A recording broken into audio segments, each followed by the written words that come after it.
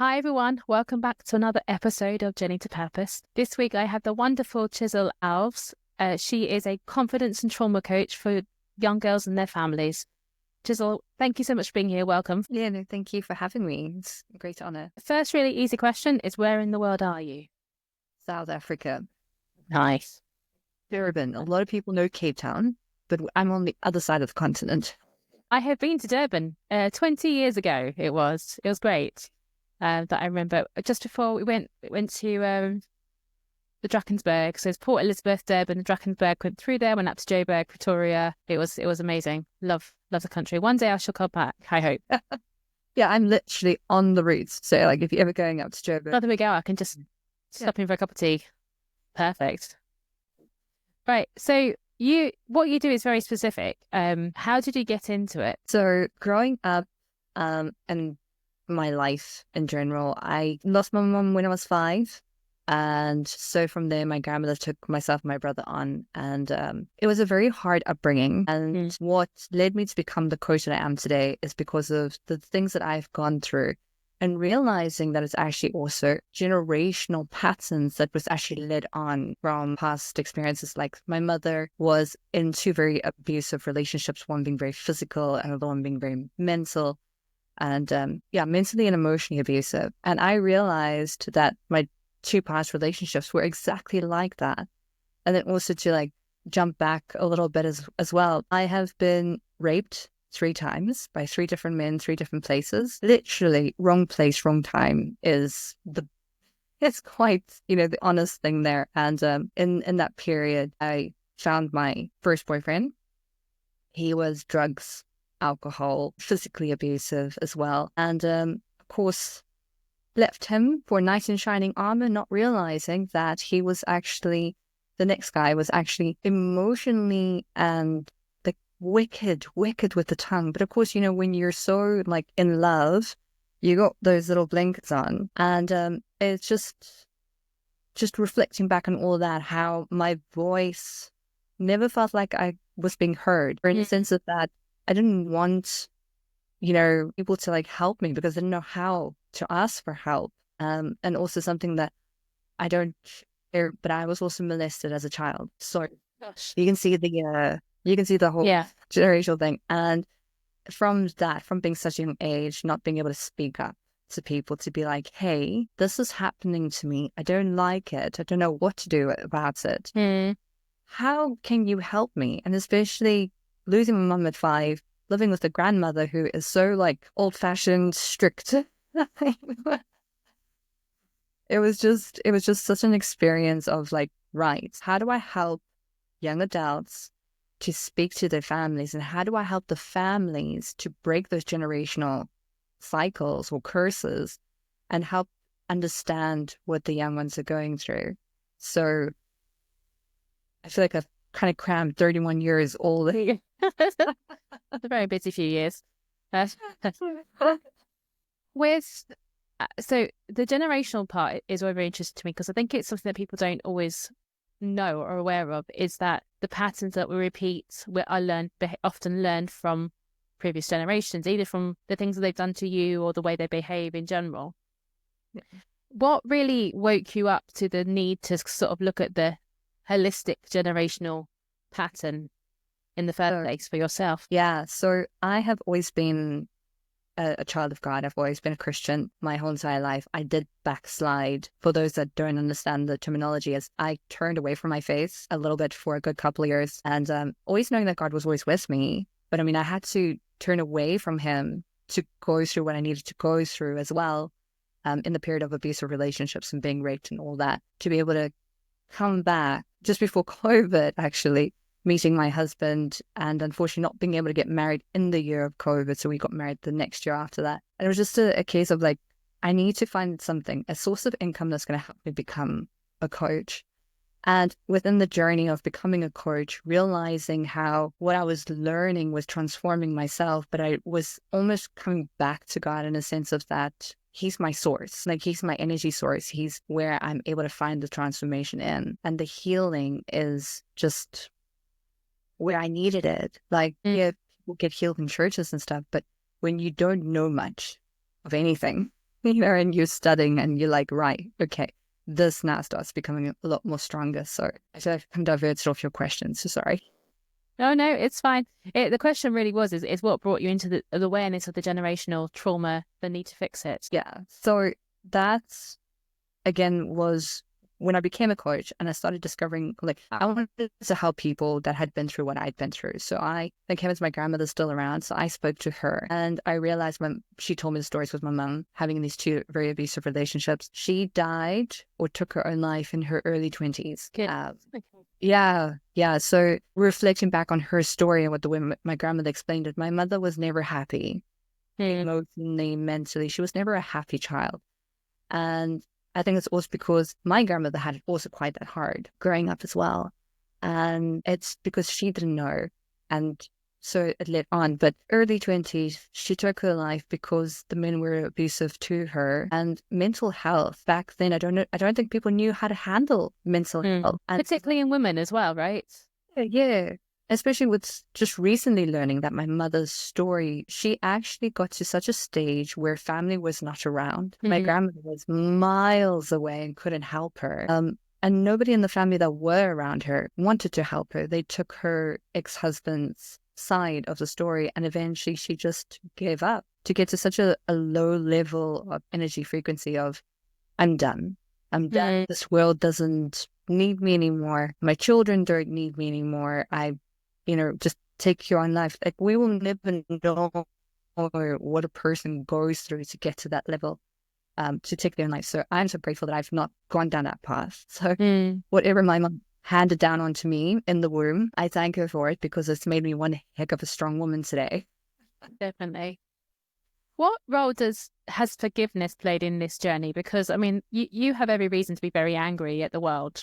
Let's be honest. So I'm guessing you've had to do some work on processing everything. And I'm just curious, the forgiveness side of things is how difficult or hard was it to get through that journey? I think the biggest one I actually struggled a lot with was the family friend that molested myself and my brother growing up. I think that was definitely the hardest forgiveness because he's dead. He's like, long gone. Been a couple of years already now that he's been dead. But to forgive him, even in his death, was so hard that I actually had to sit down and actually, in my therapy of doing the healing, actually pray to God and Jesus as well and just say, heal me, because this therapy cannot do it alone. Like, I have so much anger against a man that robbed me of my childhood, that I don't want other people to have to go through that. But I want to be able to have that healing and forgiveness in myself, that I can actually show others that it is possible to move on. It's hard, but it is possible to move on. And so when you look at the people you coach, then, what is sort of the first step to that healing that you take them through? Is there a similar step, or does it vary for each person's journey? Every person is very different. Some will come to me with just the desires of wanting a happier life. However, what they don't know sometimes is that something like a mental block is actually holding them back. In a sense of, like, for me, it was a trauma, and, having to release the trauma and negative emotions, negative beliefs as well. All these things just hold you back. So people would come to me for like, I have this life I really desire, help me get to it. And others would be like, I have a trauma, a really bad trauma that's, I know, holding me back in life, that it's not, I can't move forward because of that. And I help them heal from that and move forward. That's why I say, I spoke to a lady today, I'm not a healer of your physical body. I'm a healer of your mind. I can help you emotionally and mentally. I just cannot help you physically. You do that by yourself when we do the whole coaching process. It's a good point, though. I mean, the link between the mind and the physical well-being is a big thing, isn't it?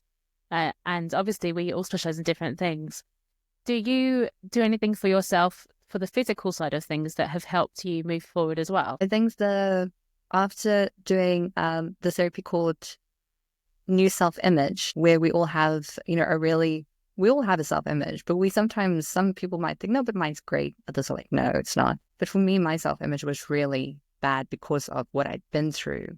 Going from such a young age of being physically used to, being used by men emotionally and stuff. And where today, like I went through that and I did that. And today's physicalness for me is just working out, going on hike, being physically active is also a really beautiful sensation and thing because I'm a nature girl. I love nature. I love gardening as well. So that does help me as well, just to be like in the garden, feeling the soil.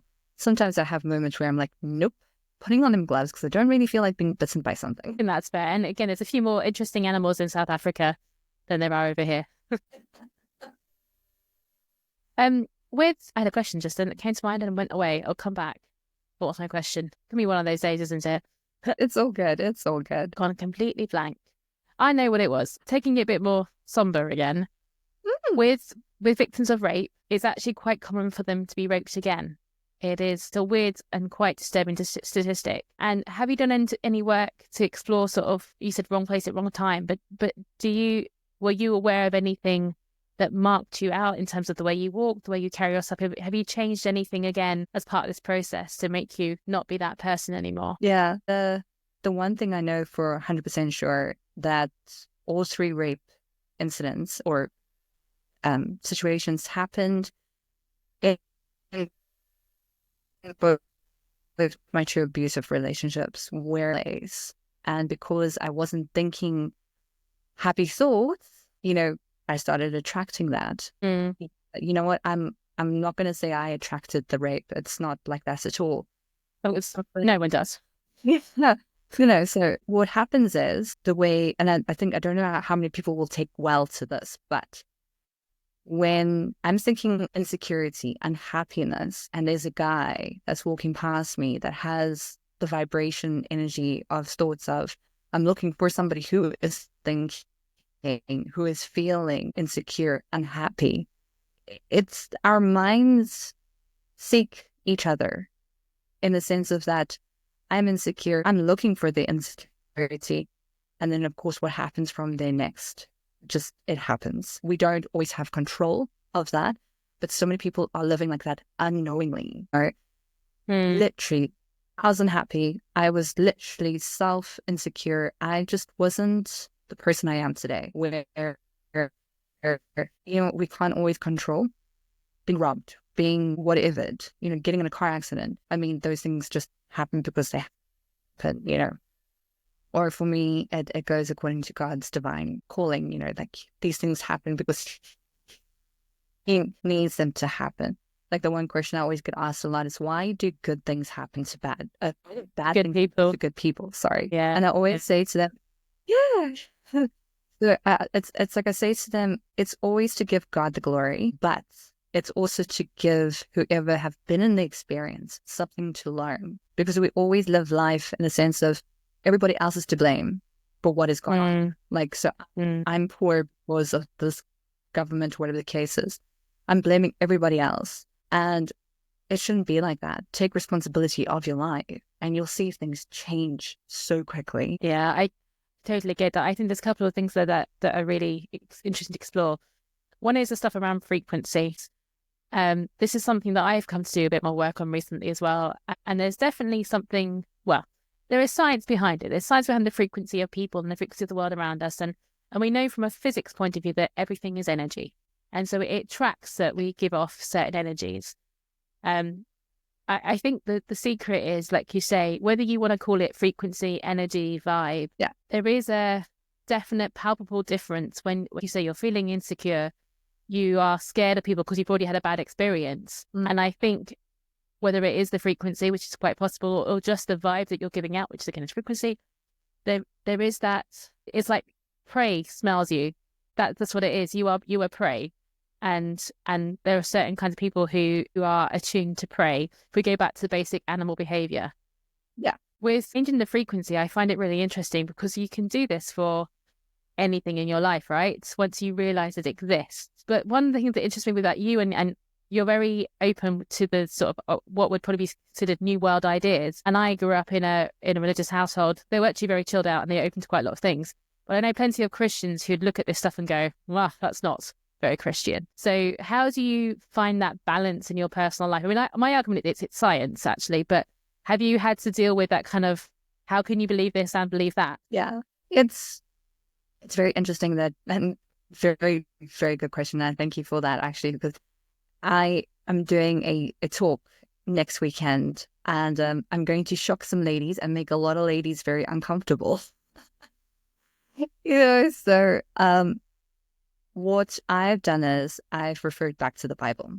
I constantly refer back to the Bible because as a woman of faith, there is nothing more true than the Bible. Yes, Jesus did live. He's a physical being, uh, all this stuff, but 90% of us we always go back to the Bible in a sense of like actual true facts.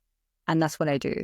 When people go, because like say, like what you said about everything being energy is 100% correct. I mean, God is energy, number one. When He created heavens and the earth, He literally spoke that, and His, just from breath, He spoke energy into being.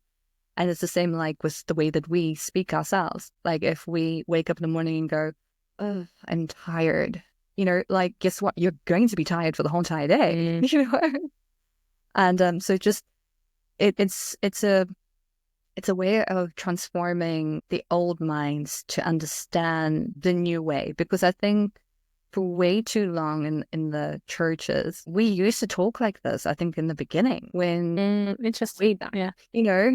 Yeah. And I just feel like over the years, there's just been so much divide, so much putting Christian people in a box that I think we've actually lost our sense of like where our true essence actually comes from, where actual spirituality comes from.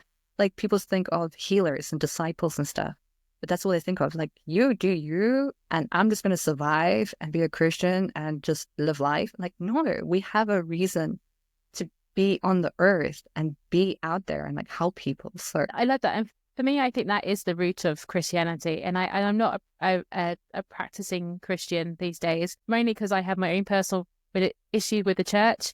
But I have a big respect for people who have religion. And my dad is a vicar. The reason I struggle with some Christians is because they go, do this and then do the exact opposite. And I'm sure, and this is people, right? This is just people as things. So I tend to look more for the spirituality side of it. But I remember something my dad told me when I was younger, which was, you have to remember that the Bible was written by men to explain God to men. And over the years, as you pointed out, it was kind of divided up, chopped up, used to portray the story that wants to be portrayed. And that's cool because it's all for lessons, it's all for ways of living. But the ultimate message is like, it is love and kindness and service and peace and healing. So my dad used to say, if you get those things right, it kind of doesn't matter the rest. If you're living that way, but I find there's definitely, I think about what's going on in the US right now with people with some, probably what I would seem is quite extreme views who profess to be Christians. And I'm sitting going, and this is why I have a problem with the church, because you have people like that who are in position. So it's wonderful how you've embraced everything, but also recognizing that our knowledge is evolving. So the understanding of frequency is a fairly new quantum physics area. And so, of course, people 50, 70 years ago might not get it. But I also love your point that how we're kind of going back to how it was. And I had this massive argument that there are very, very few rare new inventions. Like the Greeks did it first, the Egyptians did it first, the Israelis did it first, like the Israelites did it first. We're just relearning what they already knew. We just got different ways of explaining it, or we understand it better. Yeah, no, you're so correct. It's like, if you just came to mind here quickly, it's like us learning how Adam and Eve saw God. Because they are the two people and their children. They are the only people that actually saw God for the true energy that He actually was. Like before we fell and before we became physical flesh, I mean, they were the only two people that actually knew what it felt to be enlightenment. And that is like the ultimate energy level.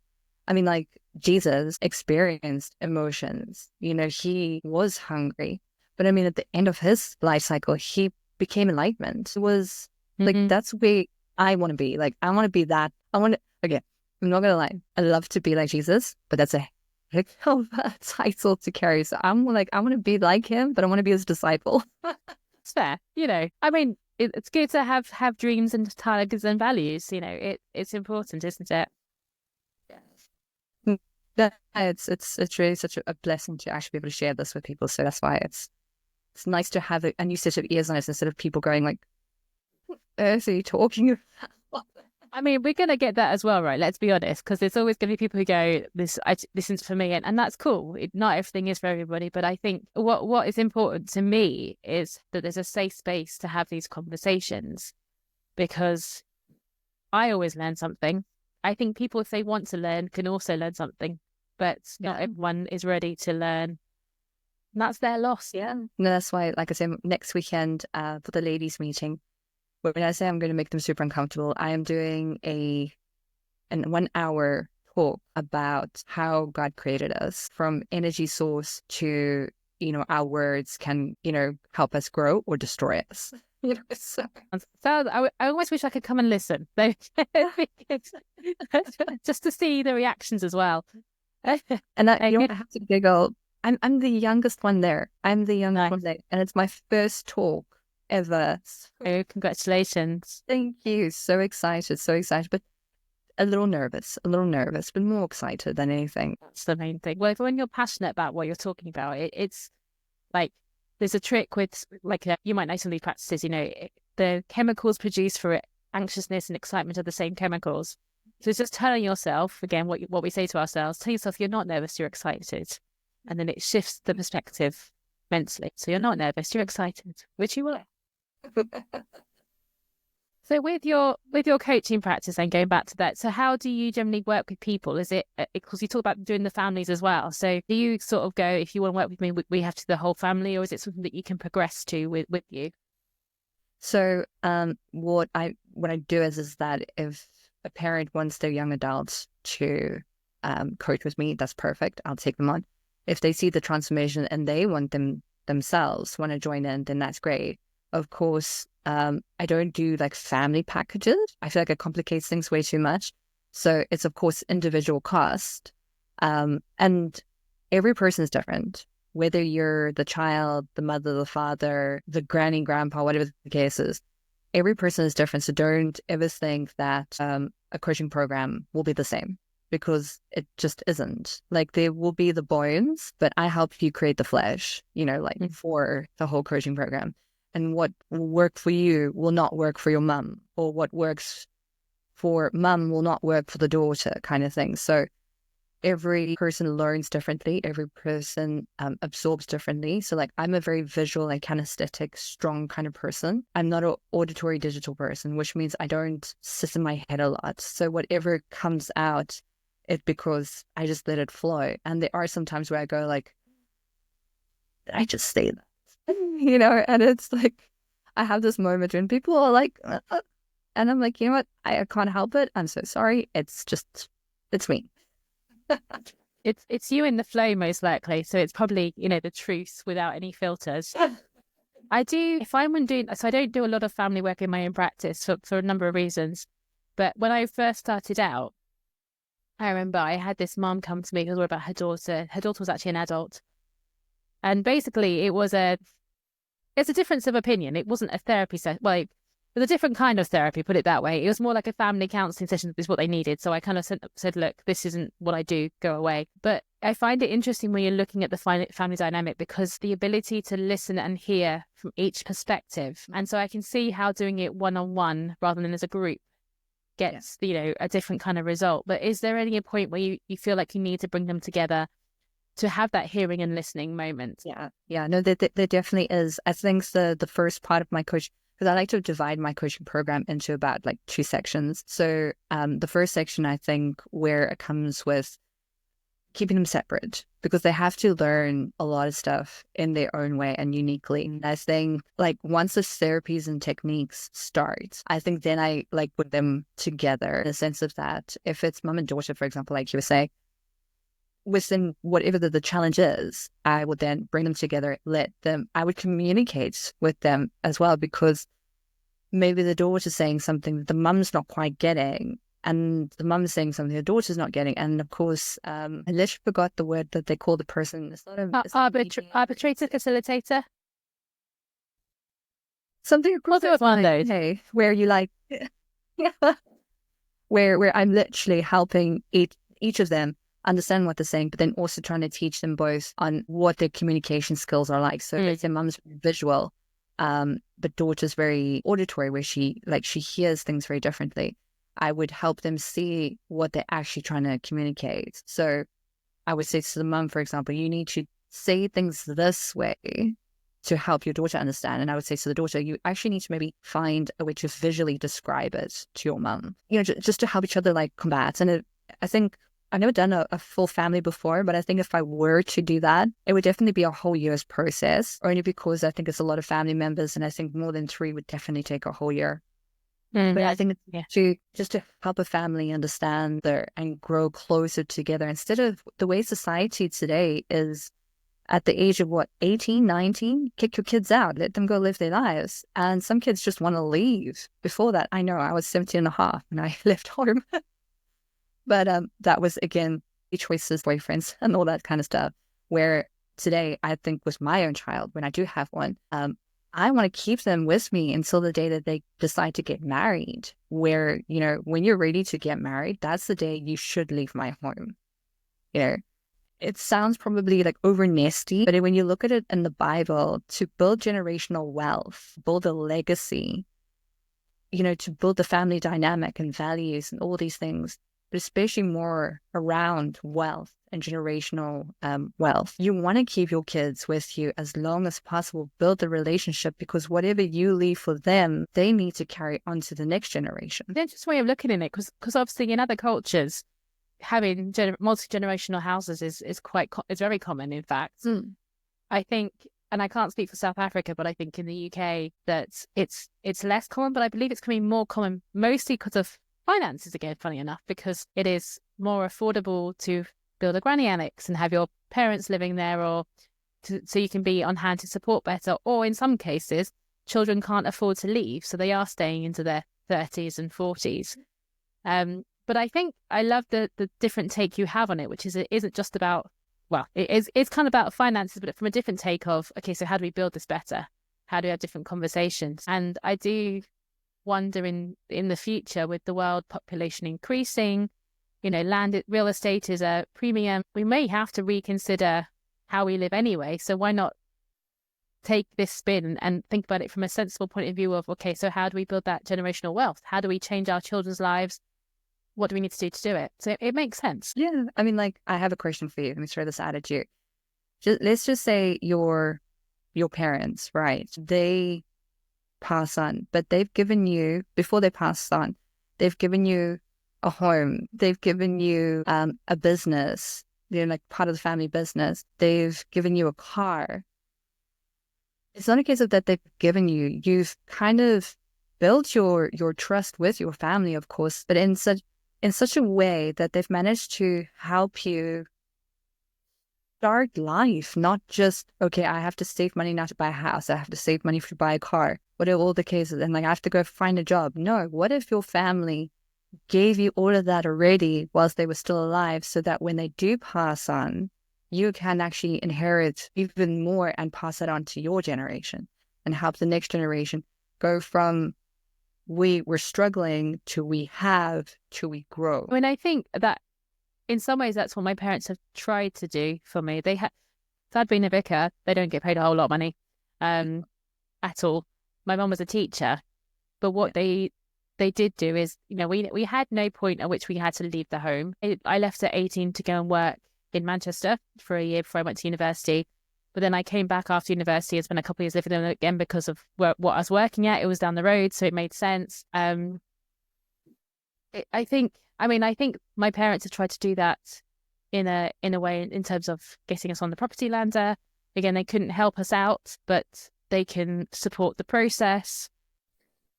But it's a good question in terms of if you could do it differently in the future. If I have children, how would I do with them? Yeah. And I think part of it would depend on them, I think. Only because I think I was given so much leeway as a child to explore, to grow, to figure out. And even now as something in my 40s, I think I could say to my parents, oh, I killed somebody. They're like, well, did you do it for the right reasons? Have you considered the consequences? So I was like, yeah. Well, as long as you're prepared to go to prison, we can support the killing of the person. But I think, and that to me is the biggest gift they have given me, was this independence but unwavering support. Yeah. I think though that meant keeping my child at home until whenever, to help them grow I mean, also, I think the world's changed a bit. Sorry, I'm rambling a bit now. I think the world's changed a bit because when I was at school, like entrepreneurship wasn't really something we were taught. And the people who were in business were these weird, mystical people who usually had nice cars and flashy things. Whereas now I spent the last, 10 odd years of my life learning what it is to be an entrepreneur, opening my eyes to different opportunities. And now and particularly with the uncertainty, my whole thing is like, don't depend on anybody else from a work point of view, because jobs can go away. Government doesn't want to support you with your pension.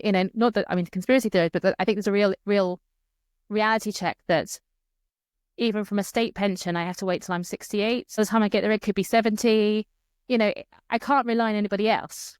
And that's where I think, back to your point, having a business, having a family business, it kind of shortcuts some of that stress and gets you right there already. Did that answer the question a little bit? Yeah, no, it did. No, it did. It's so inspiring to hear that, because it's like you say, school, the way we also grew up in school, you're taught to sit down, obey, don't go out of your line. That's kind of like preparing you already for a lifetime of just working your, excuse my language, butt off. And, I've heard worse, don't worry. I've used worse, don't worry. Yeah, so it's just, I personally feel that schools are not homeschools. Homeschools are so much different and so much, much more, like you're more hands-on than you are actually at schools. At schools, it's literally preparing you for work. You stay at school for how many hours? You do miserable homework or schoolwork. You listen to a terrible teacher that's not really great fun. And then you look at it from an adult point of view and you're like, that's your job, that's your boss, that's the environment you're in. So it's like, I personally feel that governments and society has brought up so many generations that way for far too long. And I think with the millennials now as well, that we've never been taught entrepreneurship, and to be able to learn entrepreneurship, to be able to teach it to our children or the next generation, it's making their lives so much easier. Because our parents didn't do it first, and we want to do it for the next generation. Yeah, definitely. I with homeschooling, so I'm a massive nerd, and academically I did very well, very easily, because I'm a massive nerd. Yeah. But I also didn't do as well as I could have in school because I was just not engaged, and I hated it, and I hated the structure. And my first job was teaching, and I realized after a year that I actually hated homework, so teaching wasn't going to be for me. So. But where I struggle with that idea of homeschooling is I do think that there are many, many talented teachers out there who it's a privilege to learn from. And you don't always have that guarantee at home, but at the same time, you don't have that guarantee in the school environment because it depends on the school and the area, everything else. Where I struggle with homeschooling the most, though, is normally I associate it with cults, which is not really fair because I'm sure it's not just cults. Actually, it's not just cults, and religious groups. But then I find it interesting, though, because actually, like you say, there's a kid I met at a conference. He was like 10. This is in the US, and he was homeschooled. And my God, like he had like a £1 million business by the time he was 15. It says to me, and you know what? If you have that kind of money, if you want to go and get a formal education, you can, without any stress. So maybe that is the way to do it. It is. It's just it's beautiful to see that, though. I mean, like you say, a kid at 10 years old, like what? That's so mindful. It is just amazing.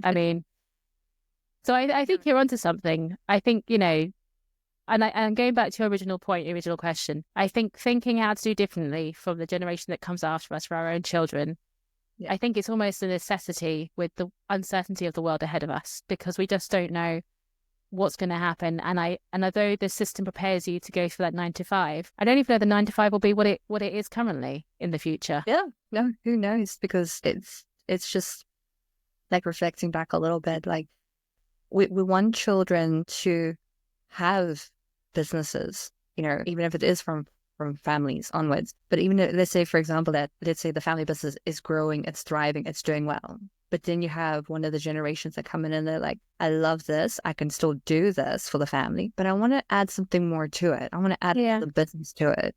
And they can still build a legacy and build onto that. That's why I say, like, with kids that are taught from such a beautiful young age how to start a business, how to be responsible with money, and then just to grow from that to, like you say, having $1 million business at the age of freaking 10. Like, what? I mean, what's interesting is my mum was a teacher her entire life, and she's even said, she doesn't think that the school system's for everybody. She doesn't think that formal education everybody. We need more trades. We need more business people. They keep and she has often said, I wish I understood these things better when I was younger because it wasn't around. She's now in her late 70s, still kicking ass, obviously, but we have so many opportunities now we can share with the younger generations. So I think, to your point, we probably should, to make their lives better. Yeah. I think for me, if I could help the younger generation handle emotional stuff in a sense of like when they're in a terrible relationship, if I could help them heal from really crap stuff or help them prepare how to break up and heal or deal with that heartache.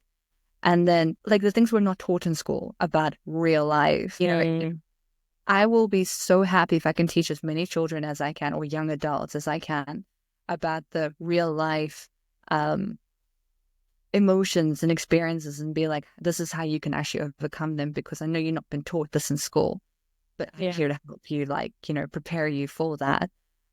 You know how much less war and fighting and mental health we'd actually have out there? I mean, these kids are just a box. They don't know how to regulate their emotions. They don't know how to speak out, especially for myself. I was labeled ADHD growing up. I don't know if I was quite ADHD. I'm very hyper. Like I have a very high energy level. So there are moments where I have to like energy release, and it's sometimes like on my exercise bicycle. So it's like just have that little moment. Why not? And having that, being labeled that, and then also being, I don't want to use the word dyslexic. I still suck at reading, but I'm very good with my hands, and I'm very good with connecting with people. And these were things that I was not taught how to handle or how to manage growing up in school. I was just given a whole bunch of tablets, take these every day. And, my grandmother did the best that she could back then. However, I want to help parents and young adults today to not have to go down that journey, because you can actually embrace your uniqueness so much that it can benefit you, if it's financially, business-wise, family-wise, whatever the case is.